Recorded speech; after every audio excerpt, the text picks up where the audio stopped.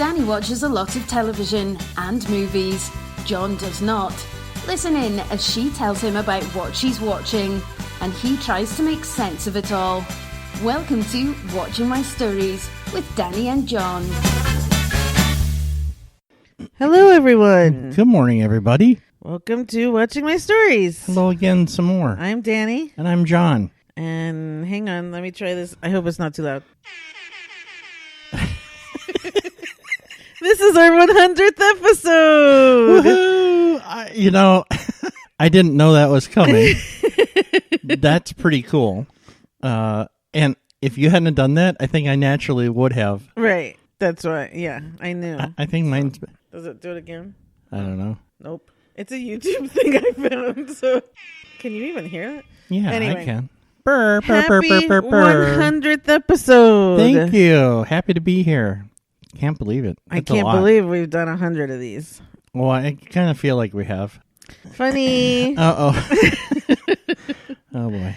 Anyway, before we get started, we do want to say that John recently had some oral surgery done, so he's talking a little weird still. So if you notice that that's happening, that's why. And now I have a British accent. Well, that was no. No, you do not. Surgery still didn't correct accent. it. Okay, so for number 100, I assume you have jokes. Oh, I got jokes. Okay. Oh, I got jokes. So let's get started with that, and then we'll come back to what we're going to talk about today. So I narrowed it down to 3, and I'm not certain these are the 3 best. But we're going to go anyway. Well, let's do it. Hey, what did one wall say to the other wall? I don't know. What did one wall say to the other wall? I'll meet you at the corner. That's what you picked that? That's funny. Wow. Okay. Oh, Next. well, okay. So I'm really pinning my hopes on number 3. I hope it can only go up from here. Sounds like it. What did the ocean say to the beach? Oh, no. Where did you go to get These are dad jokes. What did the ocean say to the beach? Nothing. It just waved.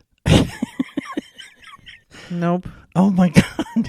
These aren't the ones that I like usually. These are like preschool jokes. They don't really...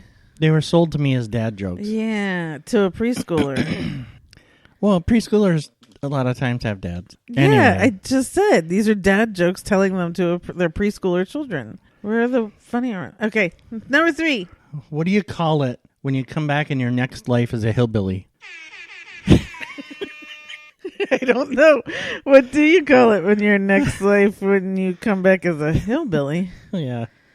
Reincarnation. Okay. Come on, that's good. I need a new sound effect. I need... The old Price is Right. Da-da-da-da. No, just... I'm going to find it. Well, we're prepared for this. We had 99 episodes to work out all the kinks. Oh. It wasn't what I wanted. I wanted to get the meow meow. Oh, that's the funny. Debbie Downer meow meow. Okay. Well, turns out I'm sorry about that. Yeah, I'm sorry too. I expected more for the 100. So, yeah. I did expect more. But you did put 3 minutes into it, so I appreciate that. Those were like the first 3 jokes I came to. Yeah. I'm not. I can tell. I'm kidding. Those weren't. I actually selected those from a list. A list? Yeah. You need to give credit to whoever made those jokes. Oh, they're floating all over the place. Okay. So, for the 100th, we're not doing anything else special. We have some movies to talk about, some TV shows. I'm going to touch base again on new shows I'm watching and the ones that I really am enjoying that I'm watching. And then we're going to discuss Kevin Kline in the Actors Corner. Okay. Who I had a really hard time, so I couldn't narrow it down. So we will see. So the first movie we're going to talk about, we watched last night, and that was Free Guy. Okay. Yeah. So this is, of course, Ryan Reynolds.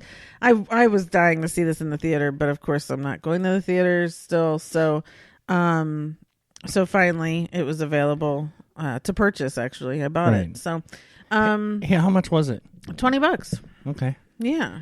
So it's kind of like if both of us had gone to a matinee. Or if they had it for rent at home, I would have paid $20 to rent it. So I was like, well, if I'm buying it this time, then that's okay. So you now own it? yeah, Like forever? forever and ever. Huh. Interesting. So anyway, so this is Ryan Reynolds and Jodie Comer and Lil Ray and Lil Rel. oh Lil Lil Ray. who's Lil Ray of Sunshine. Oh. Who else is in this? Utkarsh. Yeah, two guys that I couldn't pronounce their name. I apologize. And Steve from Stranger Things. He's awesome. Mm-hmm. And Taika Waititi, who directed this as well.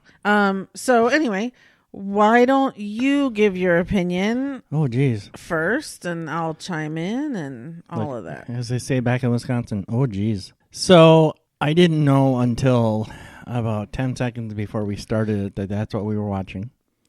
Actually had you play the trailer for me. I had seen it before, but I had forgotten about it. Anyway. Taika didn't direct this. Sorry. My bad. Go ahead. Well, now we got to start all over. So I didn't know what to expect, but the trailer made it look fun, right? It's about a video game. Yeah. And it's Ryan Reynolds, so, I don't know how well, I'm sure someday somebody will go wrong with Ryan Reynolds, but I can't picture it. So I enjoyed the heck out of it. It was really good. The story sucked me in from the very beginning, watching his life progress in a very Ryan Reynolds way. Was just a lot of fun. It was just a lot of fun. So I enjoyed it. So the point of the movie is that guy who Ryan Reynolds plays lives in a video game, that he is one of the non-playing characters. All video games have the background characters that are just, people who work in a store or a bank or whatever. Mm-hmm. And he starts to basically come to life. He starts to get his own thoughts and go off script and off of his coding. And there's this whole backstory to where we find out that Jodie Comer and Steve from Stranger Things, they had developed an AI game before this, and Taika Waititi had stolen their code and all of that. And so that's why Guy is able to come up to life, because of this AI. And so it just becomes this whole kind of Toy Story thing, right? Where all of a sudden you think of those background characters differently, just like in Toy Story. All of a sudden I'm thinking of my toys differently. Yeah, I'll give you that. It's a little bit Truman Show, the self-awareness, that mm-hmm. that comes with it. And, so I just lost my train of thought. Sorry. Wow. Okay. So, it definitely is full of heart in there, because there's a love story aspect to it, and it's funny as heck, mm-hmm. of course, mm-hmm. and has a lot of really great moments of funny, like some that were really, really great. I loved the idea of it. I thought it was really well put together, and it was original, which again, in the last couple of years, we haven't seen a lot of original things. Right. Great music. A lot of action. A lot of action. It was a lot of CGI, and it was all good. Yeah, it was. If you like Ryan Reynolds, you're gonna love this. If you like the movie Pixels, you're probably gonna like this. It felt very similar to that. But there was a lot of action in this movie, and it was really well done. So yeah, this movie had a big budget. Yeah, it did, and it was for someone who doesn't play video games. Well, hasn't played video games since Nintendo. I'm not familiar with how these type of video games are played, or mm-hmm. I didn't really get what the point of this game was, as far as it standing on its own, this Free City game. But you don't really have to. I didn't care, because my point of view and my interest was only in Guy, right, and his life, right, and what was going on with him. And I loved the whole ending, where there was just this whole little love story thing that was thrown in there that I was not expecting whatsoever. Oh, I kind of was, and I had actually given up on it, but should have known that they would have finished it off. Yeah, so I loved it. It was such a feel-good movie. It was. I laughed a lot. I smiled a whole bunch. Right. There were some gags that I screamed out loud. The Captain America gag was too perfect. Yep. Yeah, I really enjoyed it so much. Yeah. I think there's a lot to go back to, a lot of lines. Oh yeah. A lot of just Ryan Reynolds goodness. It's a big bag of Ryan Reynolds goodness. And about 3/4 of the way through, it's a big bag of Ryan Reynolds. Yeah. Yeah, so I'd watch it again. Totally. Absolutely. Yeah. Not today, but I would do it again. Yeah, for sure. Yeah. When this is on the movie channels or whatever, yeah, it's going to be this is in the rotation. constant. Yeah. Yeah. So that's Free Guy. It is available for purchase for $20 on demand now. And then I think October 12th it'll be available for rental. Yeah, and I would say if you want to go see it but you don't want to go to the theater, it's $20 very well spent. Yeah, absolutely. For sure. Do it. Yeah, for sure. And well, I don't know, is it? I guess I can't say that. I think it's a family movie. I mean, there's cursing and there's violence, but it's video game violence, and so kids are probably watching that anyways, so yeah, probably, I mean, if your 10-year-old plays video games, yeah, like what's that one, Grand Theft Auto. Auto. This was this game was reminded me a lot of that. Oh. Channing Tatum was in it. He was funny. Yeah. He was funny. Yeah. So anyway, so that's Free Guy. Yep. Okay, so the next movie I'm going to talk about is The Starling. This is on Netflix with Melissa McCarthy and Chris O'Dowd and Kevin Kline. Okay. This movie was really, really good. It's really sad, but it's also one of those that's done with a lot of humor. Mm-hmm. So you aren't sad. There's a lot of humor through tears type thing. And then it's just, this one is packed full of heart and packed full of hope. Mm-hmm. And so anyway, the point of this is that those two are married. They had a baby, and then the baby died of SIDS within the first year of her life. Chris O'Dowd could not handle it. He, I guess, had tried to commit suicide, and so he is in a mental health institute. And Melissa McCarthy is at home alone trying to deal with this. So we come in a year after the baby's death. This all sounds very horrible, but it really is a lovely, lovely story. And again, really well done. And she ends up meeting up with Kevin Kline, who is a veterinarian, but used to be a shrink, and just kind of ends up talking to him in a way about things that are going on. And she has the Starling in her garden that keeps attacking her. And so there's a lot of metaphors through the bird and through life and all kinds. It's really, really good. Mm-hmm. It's one of those that I feel like we haven't had one of those in such a long time. It's kind of like, oh gosh.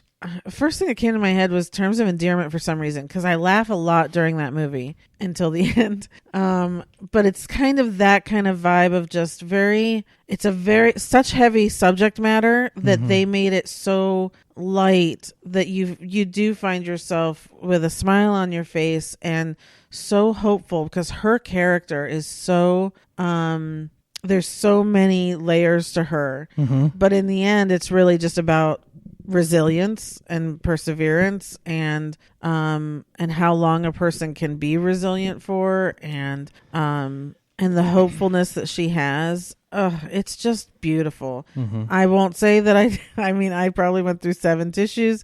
I cried and cried and cried, and I'm okay. Just adjusting. Okay. Continue. And but you are left with really happy feelings.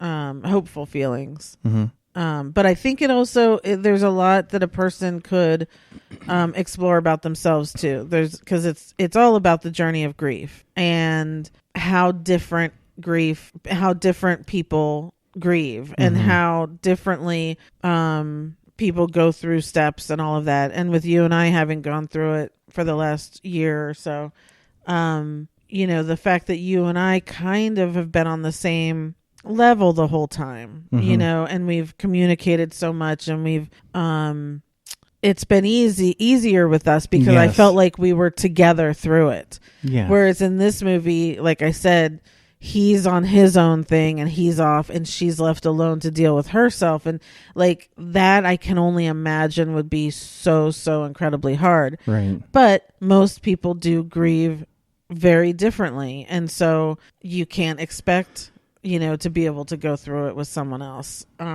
And you have to kind of work through all the stages and the ups and downs and everything on your own. Mm-hmm. But you do hope that if you have a partner that it makes it a lot easier. Right. So in this, at first, I was very, very angry at him because he was not there with her. And so I found myself getting very angry. And I thought, why isn't she angrier at him? But, I had to keep reminding myself of that. It's different for every person and he's doing his thing and you have to let someone do that, otherwise they'll never get through it, know? So it's very lovely. It's a very, lovely story of grief and getting through it and resilience. And Melissa McCarthy is just wonderful in it. Of course she is.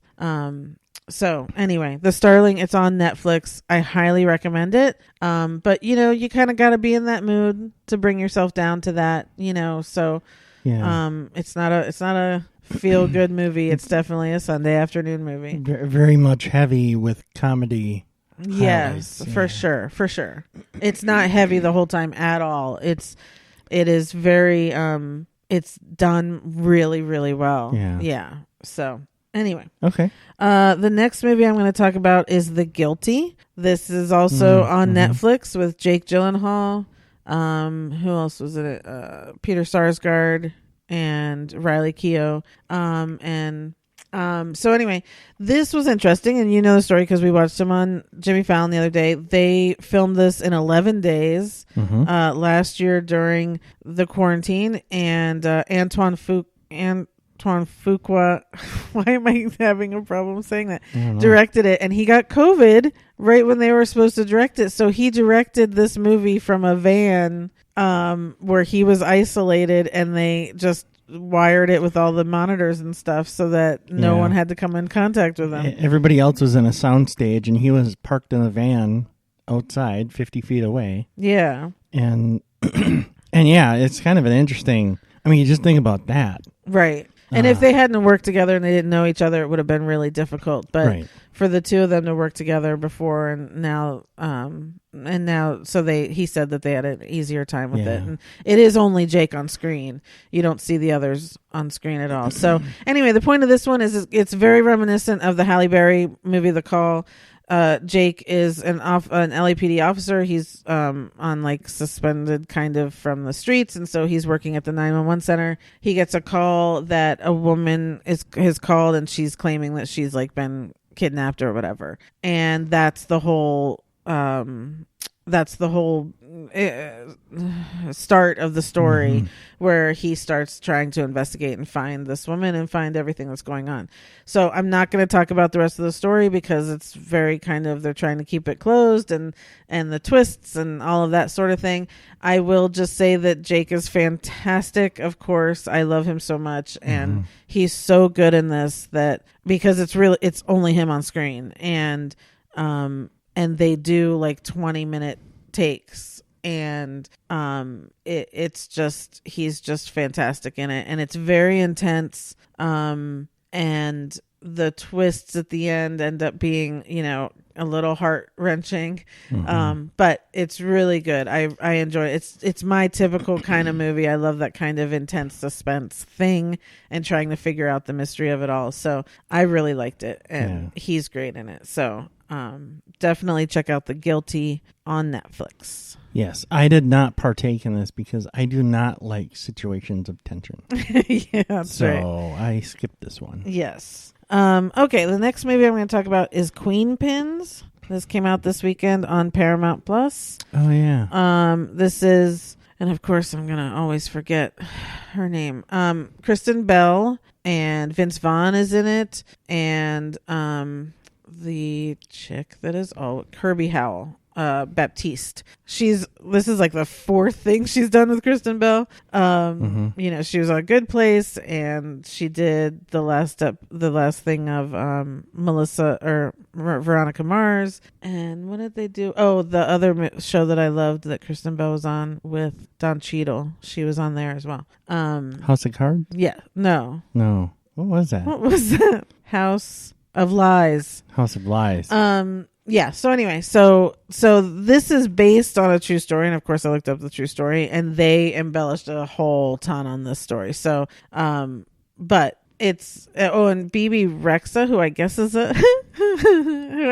like a pop singer. I don't know who she is, but she was also in this YouTube star. I know the name. I know what she looks like. I guess she is a singer. So anyway, so this is about two women in Phoenix who started like a coupon fraud scheme thing where they started printing like fake coupons and selling them and ending up with like $5 million by the end of it. So this was here's the thing. If this had come out in theaters, I would have really, like in normal times, I would have gone to see it because I'll go see anything Kristen Bell does. Okay. And I would have been really disappointed. So I'm glad that it kind of went straight to Paramount Plus because one, it was way too long. I think it was 2 hours, but I'm not even sure an hour and a half would have, not been long enough or too long. But it reminded me a little bit of The Informant because we're watching these quote unquote criminals like not having any clue what they're doing and making themselves way more vulnerable because they don't know what they're doing. Everyday people doing criminal activities. Yeah. And just thinking they know and yet knowing they're going to get themselves in trouble more and more. And it felt more like that, like they were focusing on all the foibles and the stupidity instead of the fact that, these women had figured out a way to make so much money off of this stuff, which I didn't understand enough of. I wish I had learned more about. It was kind of like Hustlers. When Hustlers came out, I didn't understand the scheme enough, and I had to go and research the scheme because it confused me. I wanted to understand how these women... Is that not normal? Well, most people just take things at face value. They don't have to research it. But it's okay. Yeah. I mean, at one point it was like they're just kind of montaging around. Then she's like, so we've got over $5 million in the bank. And I'm like, what? Selling coupon? So I was just like, what is happening here? What are you actually doing, and how is that possible? And what's the time frame been? Like, I was very much like, I don't know what's going on.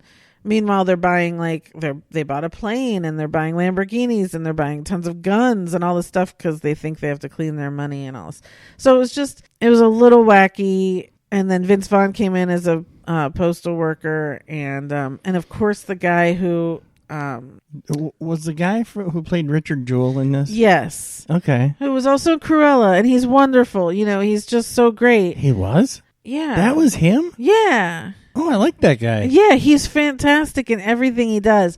This one was very close to being Richard Jewell because he was kind of like this loss prevention guy for a grocery store, and so he was just trying to be this cop type thing. But anyway, he's great, and so... That's it. Yeah. But it was not, I don't know that I could even tell anyone to watch this one, honestly. And that sucks because, again, I do love everyone that's in it. But man, it was a long way to get down a short road. Does that make, I don't know what I'm saying.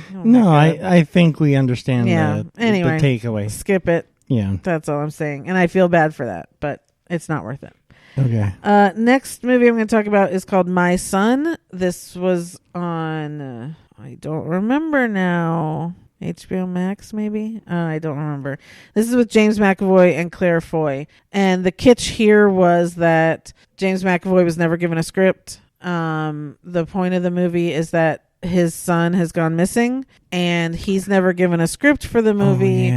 Everyone else around him has a script and he's supposed to go and talk to people and learn hints and details from them so that it's like he's figuring out the puzzle just as we are, the viewer, and blah blah blah blah blah. I thought that was a great idea. Let's go do it. James McAvoy to me is one of the best actors around right now, especially in that generation, and I'll watch him do anything, and he was great in it. I did not like the story. I think there were a lot of holes. I felt like, that wasn't fleshed out. Maybe we all do need a script for a reason. I don't know. But it felt like there were a lot of things brought up that were never then revisited. The way that it all unfolded was still also a little weird. It didn't work out the way I wanted it to work out. Yeah. He was really good in it. But not, it took a long time to get there type thing. Yeah. So. Okay. Well.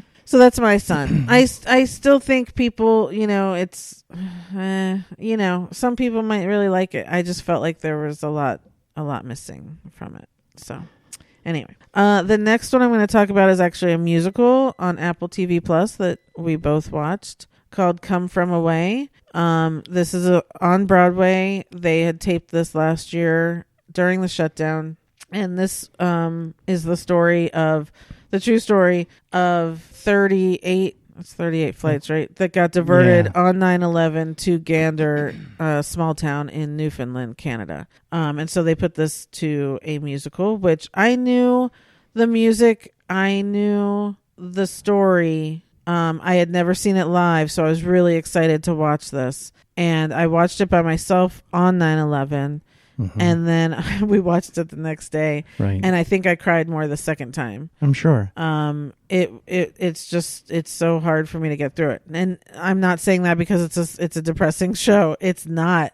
That's the thing, is these were tears of joy and appreciation, loveliness and appreciation, gratitude, and I mean the thought of it all. So anyway, why don't you give your thoughts on it? Yeah, so when I first heard that this was done, that they had done a musical about this event, I was like, how is that even, what is that going to be like? How can that even work? And probably 5 minutes in, basically after the opening number, I was like, oh, this is going to be good. So this was, it told a hard story. Yeah.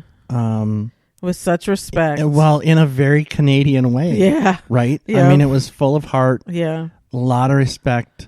Kindness. Canada kind of just naturally adopted the same mood that the United States had. Just kind of by proximity or, whatever. I mean, they weren't attacked. The nation of Canada wasn't attacked, but they just kind of put themselves right there along with us, and it was very moving to see how those people just adopted that. These thousands of people, 7,000 people that came into this town. That the town only had 9,000 people to start. So, and the brilliance of the show is the company of 15, 20 people. They play multiple roles, but you get used to it. You know who they are when they're playing their Gander role, and then who they are when they're playing their plain people role. And these people were so talented, and it was so well done because they go from the Newfoundland accent to a New York accent to a Texas accent to whatever, and the Newfoundland accent is so strange that they all nailed such a thing. It's crazy. Yeah, you never got confused about. No. There were several times where it was almost one person doing the dual role, kind of like staying to the side and doing somebody else, but you never got confused, and it was just really well done. Yeah. I enjoyed it. I didn't know what to expect, but it exceeded all expectations. And the music is so good. Oh, yeah, very catchy. Yeah, it's kind of, because Newfoundland kind of has this whole Irish... It was very folksy, Irishy type of music, and it was just it's so good. Yeah. But I think tissues abound. Yeah, there's no way to get through it without. Yeah. Yeah, it's absolutely wonderful, and I had always said I couldn't wait to see it live. I don't know that I can now, only because I know now how much I'll cry during it, and I don't think I can do that in front of everyone. Well, I mean, I cry during every show, but normally it's, you know, a little bit here and there. This one is just, it's through the entire show. I'm a mess. Yeah. So. Yeah, you know how a lot of shows sell like the orchestra section?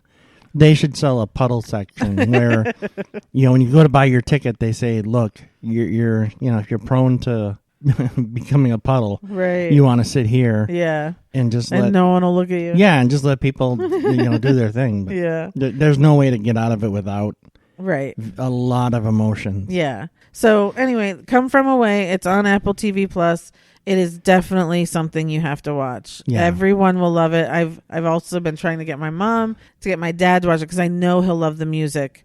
Yeah. And I think, again, it's a story that everyone would just love to, everyone deserves to hear the story. Yeah. And these people up there, that it made me want to go up there and visit so badly just because of knowing how lovely these people are. Yeah. You'll be very interested in it, whether you realize it beforehand exactly. or not. Right. I mean, as soon as you start, you're like, oh. Right. Yeah, this is good. Okay, good. So that's it for movies. We're going to move on to TV.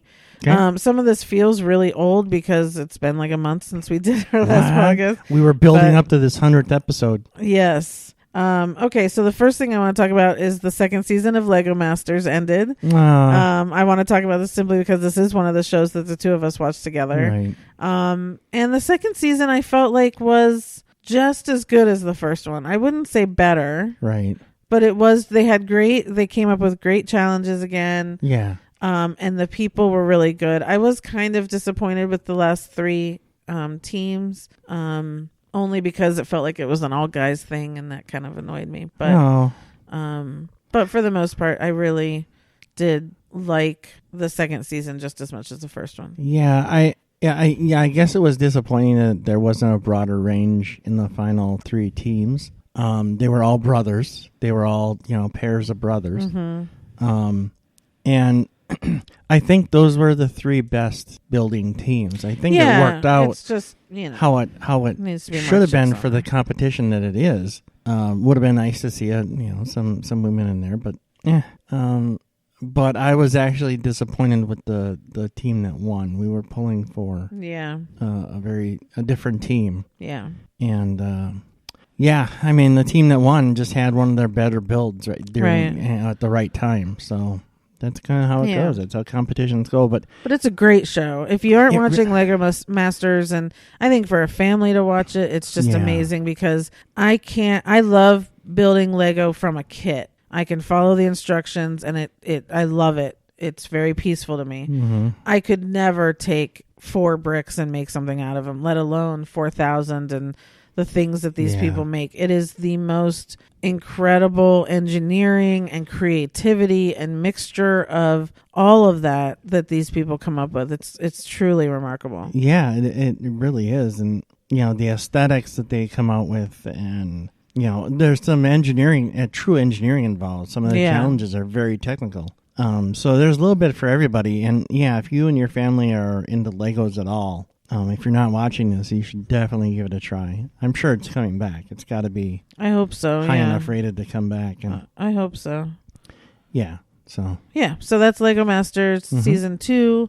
I'm sure you can find both seasons somewhere online. I don't know. It was on Fox, so I don't know where they have their stuff. Yeah, and the teams. Sorry, I know you want to move on, but the teams end up being a little nerdier, I guess, than your typical reality competition show on TV nowadays, and they're much easier to take for the average person. There's nobody mean there, right? And we tend to gravitate towards those competitions anyway. But it's just you find yourself kind of pulling for everybody. Yeah. You know, it's one of those pleasant. I cry every week when the person the team gets kicked off. You don't want to see anybody go home, right? But it's good. Yeah. Okay, next show we're going to talk about is Monsters at Work. This is on Disney Plus. Mm-hmm. You didn't actually finish the last few. I'm a few episodes behind. Yeah, but I couldn't wait anymore, so I went ahead and finished it. So this is a fun. This was a fun show. This picked up basically where Monsters Inc. left off, where they had changed from scaring to laughing. And they introduced this new character, Tyler, and a few new ones, and voices. Henry Winkler's in there, Mindy Kaling.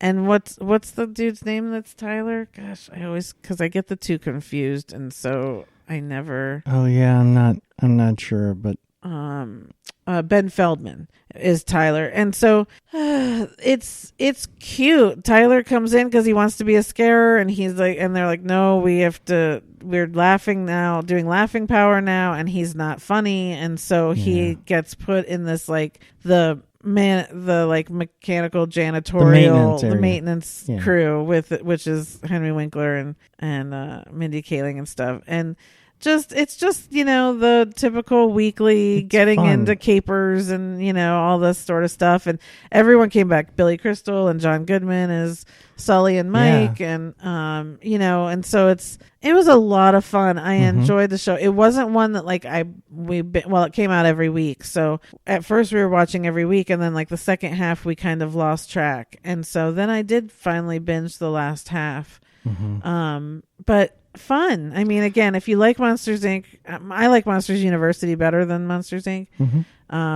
But this was fun, and it was just nice to see the characters back, and I hope it comes back for a second season. Yeah, it was a good premise, and the continuation of it, from a different area of the factory. Yeah, was a stroke of genius. I think there's enough Billy Crystal and John Goodman in there to have that nostalgia, I guess, for the original, but it's pretty fresh and new and good stories. Yeah. And for me, I mean, I'm such a Henry Winkler fan anyway, but he absolutely steals it for me. I just, I love his character. It's so adorable. And when he's in those scenes, it's just, it's just the best. So. Yeah. And so then they were having, Mike was having to do like comedy classes so that some of the scarers could learn to be funny and all of that. And so Tyler was doing that. And so the season did end by Tyler getting promoted to the laughing floor.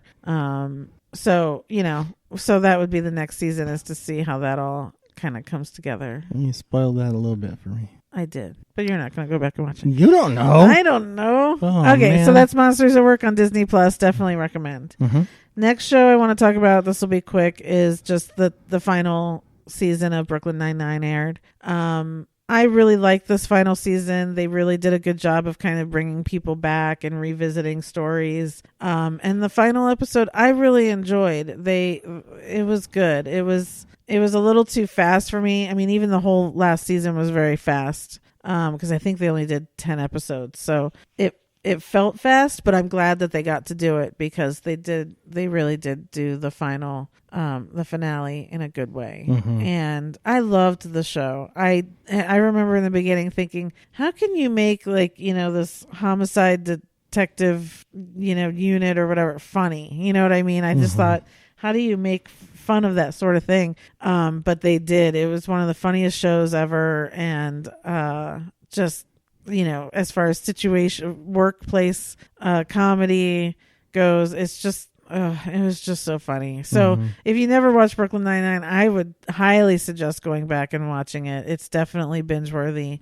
and something that's it stands up. It does. It stands up. So, and lovely characters, so much fun. I mean, Andre Brower just being funny was always just a gas, So anyway, so it's over now, and it'll be missed. We need more shows like that. There are definitely not enough sitcoms on right now. I'm missing it. So we need more sitcoms back. Next show I'm going to talk about is 9 Perfect Strangers. This was on Hulu with Nicole Kidman and Melissa McCarthy and Bobby Cannavale and Regina Hall and Michael. Oh, my brain. See, we should not have breakfast before doing this. I swear, the fat goes to my brain and it just clogs it all. I made eggs and potatoes this morning, anyway, so that's the fat. Our Sunday morning. Michael C. Hall? No. Oh, Michael Fassbender. No. Okay. Anyway, so this was a very interesting show. Nicole Kidman played like this Russian chick who ran Tranquillum, which was this like meditation wellness thing out in the middle of nowhere. And so these people come to this place to quote unquote get better. She microdoses them into getting better. And every character had their own story, why they were there, what they were so upset about. And then it changed and evolved into all these weird kind of stories. I'll tell you, Regina Hall from the beginning, I was very impressed because she was playing this very her story was that she was like this housewife and her husband had cheated on her for a younger woman, and she was just so like different than what I'm used to seeing her as. And she ended up becoming this really pivotal part and interesting character that I hope she gets recognized for this show, because she really was amazing. There's this whole other Marconi family that's there because the son had killed himself a few years before, and they were all trying to heal still from that. Melissa McCarthy had been catfished, and so she was really upset about that. So everyone had their own story, but it was so interesting to watch all of these people also come together and become so close just because they're in this place together. And Nicole Kidman has this whole entire backstory where she's all on, got her own issues. It was interesting. It wasn't, it's interesting because I think it does affect people differently according to who you relate with in the show. There's someone for you to relate with, probably. And it tied up with a bow. I don't think there's any need to do another season. It did finish it well, and so I think it was good. It was good entertainment for the weeks that it was on. I would have no reason to go back and watch it though. It got there were some episodes where I was just like, okay, what are we doing here? How are we getting, what are we doing? Where are we getting to? Sure. Took a little bit longer. I would say the first half took a while to get there, and then the second half finally started revealing things to us. But good performances all around. It's going to be interesting when Emmys come around, because I want Regina Hall to be recognized, but I'm sure they're going to do the whole Nicole Kidman thing because that's what they do. And I thought she looked horrible in this. She was like pale white, like me, and super super skinny, and the wig was awful. I thought she just looked so sick and horrible, and I didn't know if that was on purpose or if that's just how she was at this time. Again, this was all done, I think this was shot in Australia when they were all during quarantine last year and stuff. So yeah, so that's 9 Perfect Strangers. I think people should watch it. It's good enough to watch it. I think you have to decide on your own what you feel about it. It's one of those. Okay. All right. Next, I'm going to talk about a documentary series that was on Amazon Prime called LulaRich. This is all about the downfall of the LulaRoe company, which is like, I guess, dresses and leggings or whatever. I didn't know much about this, but it's a whole pyramid scheme. And the documentary series was really, really fascinating about the people who started this company. And then all these people who had sunk thousands and thousands and thousands and thousands and thousands of dollars into this company and came out of it empty-handed or in debt and really horrible. And it was interesting because at the time I was just like, oh, I feel so bad for everyone and I can't relate to this. And then like I was telling you about it, and I started to realize, like 15 years ago, I had purchased a franchise and it was almost the same thing. They kind of took it wasn't a pyramid scheme, but they did not support franchisees enough, and people lost a lot. And some people even killed themselves because of everything they had lost. And so I do relate to this in a way. And I think it's something for people to watch because, if something seems too good to be true, it probably is. And you should, research it and really find out what's going on. Now, did people make a lot of money off of this? Yeah. But it's one of those cult things where they would have these conferences, and like Katy Perry would come and sing, and all that sort of stuff. When that sort of stuff's going on, I just get the willies. It's like, so what are you really doing? Like, give me that money. Why are you spending money on that? Spend money on whatever it is that I feel like I'm missing in the company or whatever. So anyway, LulaRich, very, very fascinating. I think people should watch it. It was really well done documentary. Very well done. Is it just the one? Is it like a 2-hour documentary? No, it's episodes. I think it was maybe 5 or 6 episodes. Okay. Yeah, but it's not drawn out. It is good. I mean, I could not stop watching. Okay. Yeah. Cool. The next thing I'm going to talk about are 2 separate documentaries as well. So a few months ago, I had spoken about the Britney Spears. The New York Times had a little documentary on Hulu. What was it called? Framing Britney Spears, I think, where they pointed out all of the hypocrisy with her and going into this conservatorship, but how the media treated her versus treating males in the industry and other males that were going on, and how she was just mistreated. That was a great New York Times documentary. They now have followed that up with another one on Hulu from New York Times called Controlling Britney Spears. And this one centers on the conservatorship and everything that the conservator, her father, and other companies have done to control her. And they actually have people with evidence of her being monitored, her being controlled, her medications being controlled, them monitoring her phone all the time and who she talks to and all of that sort of thing. They have a lot of good evidence on this. So on Hulu, it's the New York Times documentary called Controlling Britney Spears. That one's really good.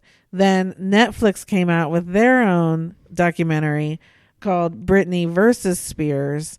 And this one, these women have been working on for years. And so theirs isn't as evidence driven. It was starting out to just be kind of a story of her and what's going on. And then once the conservatorship and the Free Britney movement started coming out, they started digging into the conservatorship as well. So there is still a lot of documentation they have about it. It's not that it doesn't matter anymore, because on Thursday or Friday this past week, they did temporarily remove Britney's dad as the conservator, but not everything is still settled and she's completely free. Right.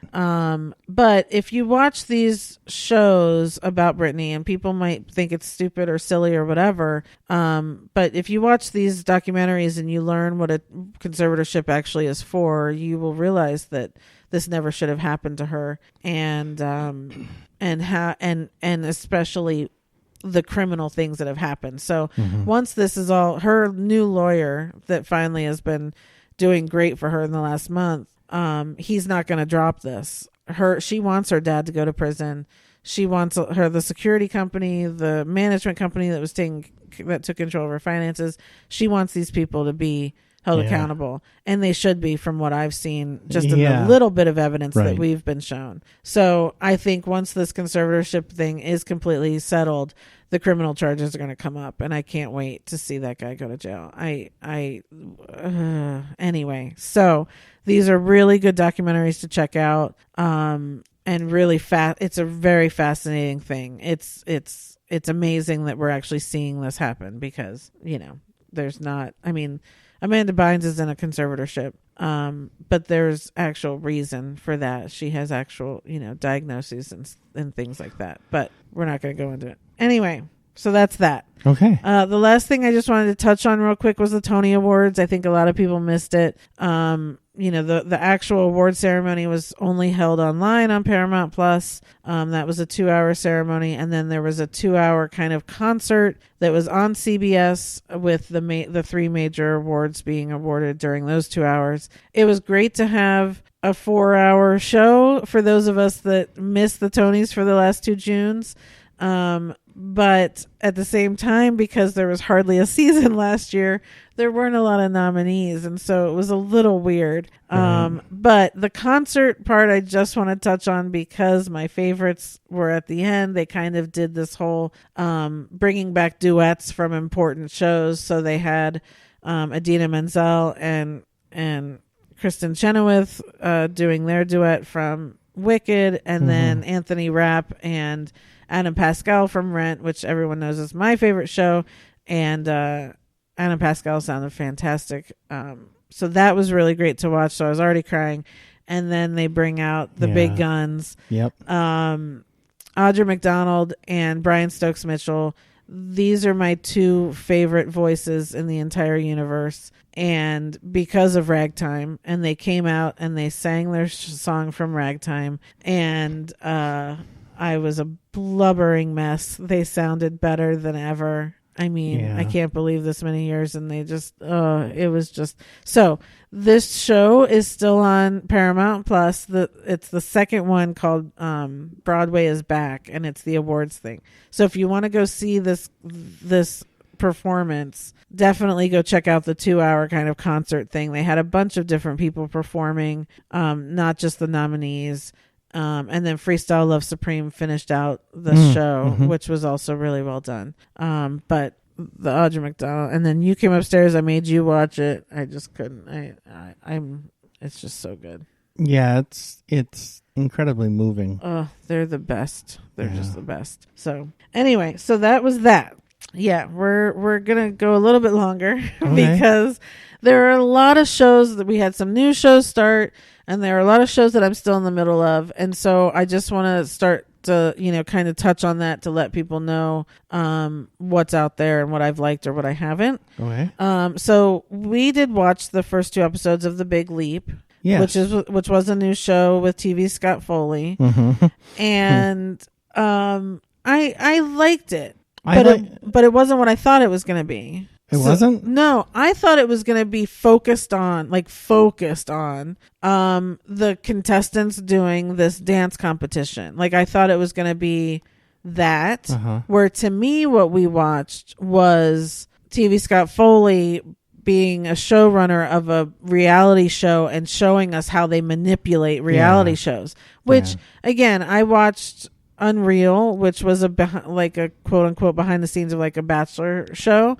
I loved that show. I don't mind that aspect because again, I'm not a big reality show fan, so I know how these things are manipulated and all of that, so it's fine. But I was expecting the other side of it, and yes, we're seeing the contestants, but it's just different because we know they're being so manipulated. So it's not what I thought it was going to be. That's all. Yeah, I mean, it's almost, well, in a different way, it's almost exactly what I thought it was going to be. Me personally, I always go into these things, hoping that it's more about whatever they're doing than it is about exploring their lives and the interpersonal stuff. And I know you got to have some of that to round out the characters and stuff, but I could do more with the dancing and the competition than the behind the scenes and people's home lives and things like that. I don't mind how it's done from the perspective of showing how the producers really push things in certain directions. I mean, you kind of instinctively know that happens. Yeah. But so we'll see. I liked it, but it's only been 2. So I liked it too. See. I liked it too. I'm not saying I didn't like it. I'm pulling for it. I hope it. I forget what the guy's name is. The guy, the down on his luck guy, the guy that wants to get his wife back. John Rudetsky. Yeah, he's from SNL. Yeah. Yeah, I really like him. I really like him too. And I'm pulling for him, and I'm pulling for the people. Yeah. Just seems like we don't get to. Yeah. See them in the element enough. Like, I think I expected that. Like, I expected to witness like the end of the first episode of Glee where they all started singing and you got that little tingle like, oh, okay, this is what we're pulling for. I kind of, I wanted that moment of them being on the show and actually being good or good enough, and instead of, oh, that's what they're doing, let's manipulate that, so anyway, we'll see. I don't want to get too much into it, but we'll see what happens. The next new show was Ordinary Joe. I've only watched the first one. This is with James Wolk, and I love him, but I did not enjoy the show as much as I wanted to. It was a sliding doors theory of, at one moment in his life, he's got 3 choices to make. And so they start investigating, well, what his life would be like if he took each choice. 3 to me is too many. It was too confusing to keep up with 3 different stories. and which way he wanted to go and all that. And here's the other thing. By the end of the first episode, all three stories kind of ended up being the same at the end. So I was like, now what are we going to explore? Granted, I have not watched the last 2 episodes either, so I don't know, but I also I haven't wanted to watch them because I was kind of tired out with the first one. So I may get back to it if I have a slump somewhere. I don't know, but that's been my opinion on that so far. Okay. Our Kind of People. This is on Fox with Yaya. Is it DaCosta? Her last name. She was on America's Next Top Model. It's the only reason I know her. I'm really liking this show. It feels like revenge to me. It feels very parallel to that. Like this long lost daughter or whatever coming to this rich town and invading the rich people because she's got some kind of, revenge thing to take on them or something. It's basically like that. I'm liking it so far. It's drama-y and soap opera-y and all of that. So I'm enjoying it. Oh, okay. So we'll see how it continues. American Rust is Showtime as Jeff Daniels, a Maura Tierney. Yeah. I haven't watched anything after the first episode because it bored the poop out of me. I can't bring myself to go back and watch the others, so I doubt I will. It just boring. Scenes from a Marriage is HBO's with Oscar Isaac and Jessica Chastain, and I was so looking forward to that. Again, the first episode. I'm not in the mood to watch people be miserable. Not right now. Everyone's miserable. I want to watch people do other things. Yeah. Not necessarily even not, be happy. Just not miserable. I'm just not. Yeah. Art, stop imitating life for a while. Yeah. We need a break from that for sure. We're dealing with it already. Exactly. Yeah. The Lost Symbol we are watching together. Yeah. This is on Peacock. This is based off of Dan Brown's book. Really enjoying this. I think it's really well put together. Yeah. It's fascinating with it's just fascinating with all the symbology and all of that sort of thing. We haven't watched this week's yet, but we will hopefully later today. And I like the cast. I like what's happening. It's interesting. Yeah. The villain creeps me out, but so did Paul Bettany. So they're supposed to. Yeah. But I do like this version of Robert Langdon. Langdon. So I'm happy with it.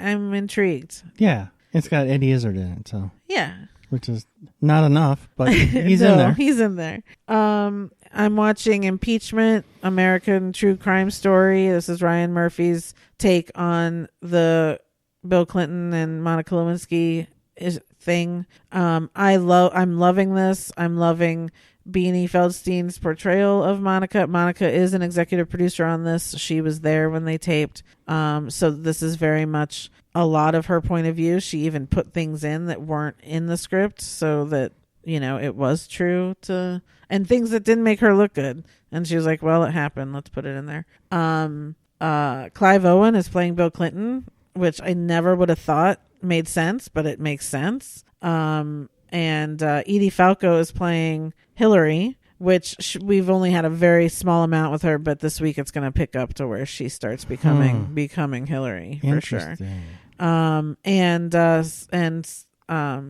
Linda Tripp, what I'm loving about this story is that they are taking down Linda Tripp, which is rightfully so. And so I'm very into this show, and it's really great. It's on FX. So if you haven't been watching it, definitely go back and check it out. Okay, cool. And then there's a Hulu show called Why the Last Man. Letter Y, The Last Man. I was really looking forward to this. I had heard it was a young adult novel, and it was something where a virus happened and all the men on Earth died. And so I was really looking forward to this because I thought, this will be a great show to show how women will be different in an apocalypse setting than men. I watch all these apocalypse shows and men are so awful and it's always about war and hating and killing everyone else around us. So I was like, I know women won't do that. So I can't wait to watch. And it first off, it really hasn't been about the survivalists. It's been about that there is this one man that survived, and he happens to be the new president's. The president is Diane Lane, and it happens to be her son. And so they're trying to protect him and keep him in hiding and figure out why he survived and all that sort of stuff. And it's more about that than it is about how women are surviving. And there does appear to be a ton of violence out there. There does appear to be, like, in the government that things are not good and can't trust people and all that crap. And I'm just like, I guess, but I just don't picture that as women, that's what we would end up doing in situations like this. So hopefully we never have to find out. So I think last week I just wanted to highlight my favorites that I'm still in the middle of. First is What If on Disney Plus. I think our last episode is this week, so that's ending. Okay. Queen Sugar, we are in the 6th season, I believe. I'm still loving this show. Still worth checking out. If you've never watched it, I will always say, please go back and watch from the start. It is such a great show. Ted Lasso, of course, Yep. We've only got one more left on the 2nd season. So if you haven't watched Ted Lasso, please go and watch it. I think I have now gotten everyone in my life to watch it. Good for you. So yeah. And Only Murders in the Building. Holy crap, this is the best show. I love it so much, and I got you to watch it. You did. And I'm caught up. He's caught up now, I think we have 2 episodes left of this one. I think it's important to point out here, I'm caught up because I wanted to be. I actively wanted. Oh, that's for sure. After I watched the first couple, I was like, oh yeah, we're watching this. Yeah. I'm getting caught up so I can watch this with you. Right. Which doesn't happen very often. No, that's true. Yeah. It's such a good show. Yes, it is. I can't wait to figure it all out. And, so, and then I started watching a new show yesterday on Netflix that just came out this weekend called Maid with Margaret Qualley. I love her so much. So it's a 10-episode series. I'm only 2 or 3 episodes into it, but it is so good. I'm so compelled, but I am because of her. She is so good. I will watch her do anything. Except for the Olivia Wilde movie. I'm not going to go back and watch that. But, so Maid on Netflix, definitely a good series that I will talk about once I'm finished with it. Okay. So I think, and then the Great British Bake Off came back. So, that I think we've had 2 episodes of so far. Definitely check that out on Netflix. But we will talk about that when that series is over. Yeah. Okay. Ooh. So for the 100th time, 100th? Does that sound weird? 100th. 100th. We are going to go to the Actors Corner. And we're going to discuss Kevin Kline. Sounds right. All right. So I had a really hard time with this. I think I have 3 or 4. Is that 5? I don't know. I had a really, really hard time with this. I actually had an easier time than I thought I would because there's a lot of his that I haven't seen. See, for me, the ones he's been in some of my favorite movies of all time. And they're all amazing. So for me to just split them up between Love, Like, or Secretly Love or whatever, that was what was hard for me. And so these are basically all just I love, love, love. But anyway. Okay, so movies you love. So I got it down to 2. Las Vegas. Okay. And Dave. Okay. Dave is probably my favorite movie of his. Partly because the premise is kind of ridiculous, but he's wonderful. He's just so good in it. So I have Las Vegas under my Secretly Love. If you haven't seen it, then you have to. You just have to. It's so good. Michael Douglas, Kevin Kline, Morgan Freeman, and Robert De Niro. It's so good. It's just great. They're all great, and it's funny and lovely. So yeah, and for me it was weird to see Kevin Kline in that because I don't think of him as old as the others. But he pulled it off, of course. And I have Dave under my Embarrassed I've Never Seen because I have not seen it. Oh my gosh, holy smokes, this is big. I don't know why, but it's big. Okay, yeah, so there's a horse trade there somewhere, something that you haven't seen that you really want me to watch, and then this one. So one of these Saturdays, some year Someday we'll watch Dave and whatever movie you want me to watch. Okay. Thought of it as exhausting, huh? Yeah. Yeah. Under my movies I love, Big Chill, number one, always will be. Absolute classic. I don't know why as a child I loved this movie. Because it was definitely my parents' generation and them. It was, I think because that's what my parents did. They always got together with their friends and they listened to music and they danced and they did their thing and they talked or whatever. Mm-hmm. And so for me to see that was, I guess, normal and that's what people did. I didn't understand the actual, what was why they were gathering when I was a kid, but I just knew I loved the music and I loved the movie. And as I've grown up, I've learned to love it even more just because of the friendships in that movie. It's mm-hmm. so beautiful. Secondly, on here, I have French Kiss, mm-hmm. Him and Meg Ryan, but him playing the French guy. Oh my God. There are so many moments in this movie that I quote, that I love. He cracks me up so much. Yeah. And it's such a fun and lovely rom-com. And then third, Soap Dish. His character in Soap Dish. I think I've put Soap Dish on when we talked about Whoopi Goldberg, Robert Downey Jr. It's always on my list. And he is just another one in that ensemble that cracks me up. Yeah. He's so good. So that's it for love. Okay. Movies you like? Dear Lovely. You had me watch that. Mm-hmm. I liked that way more than I thought I would, and it was purely because of him and how he played Cole Porter. Yeah. I mean, his performance was... It's such a lovely musical, the way they put it together. Mm-hmm. And it was way overlooked, and he was way overlooked. I think so. He did such a great job in that movie. So did Ashley Judd, and it's so well put together. Mm-hmm. I love it. It was such a good movie. Yeah. And you do not hear anything about it. No, I know. Yeah. But I do love that. I have that under my secretly love. Yep. In and Out. Yes, that's under my like, which it's not like. I watch it all the time. I know. It's such a classic. And this is going to be controversial, but I think we touched on it the other day when you and I were just chatting. Wild Wild West. I didn't mind that movie. I'm not going to go so far as to say I liked it, but easily what I liked about it was him. He was the biggest part of what I liked. And that's true for any movie I see him in. Yeah. A lot of times. I don't know. I haven't seen it, so I couldn't answer. That one I'm not going to fight you on to watch. Yeah. I know you like Will Smith and he's good in it. Yeah. It's an okay movie. But he's easily, the star of it. Right. Okay. Yeah. So under my I have In and Out. Again, it's just he's so good in it. It's just wonderful. I put Chaplin on here because Chaplin is one of my favorite movies, and he played Douglas Fairbanks, and he's, it's not a huge role in it, but he's really great as Douglas Fairbanks in it. And then Midsummer Night's Dream, this version where he's in it with him and Stanley Tucci and Michelle Pfeiffer and Calista Flockhart, and it's my favorite version of Midsummer Night's Dream, and mostly that was because of him. Again, he's just he leads it very well. Yeah, I understand.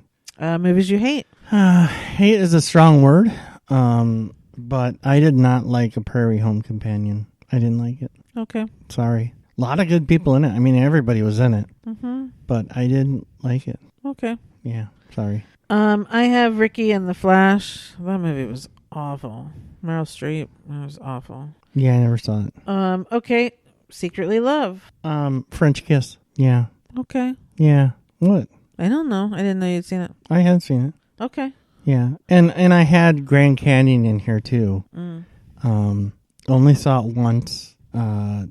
Shortly after it came out, so it's been a long time. But I remember liking it and not hearing much about it. Yeah. I think a lot of people didn't like it or something, but I thought it was good, and I'm not sure if that's the first thing I saw him in, but it was a long time ago. Okay. So anyway, my pen completely fell apart. Secretly Love. So I have Las Vegas, and then DeLovely, and then I have Life as a House. Him and Hayden Christensen. who most people know as Darth Vader, or Anakin Skywalker, I guess more. I loved Life as a House. He's dying and he's building this house for his son, and it's just so good. Again, he was overlooked that year. I felt like he deserved at least nominations for that, and of course nothing. And then fourth under my secretly love is The Anniversary Party. That's one of my top movies of all time. It's a small little movie that was, it was Alan Cumming, and he just they had like their friends come and kind of do this movie. No real script, but scripted, that sort of thing. And so Kevin Kline and Phoebe Cates, his wife, came into this movie with them, and it's just, it has to be mentioned because it is one of my favorite movies. Okay. So, embarrassed you haven't seen? A Fish Called Wanda. Yeah, you should be. I am.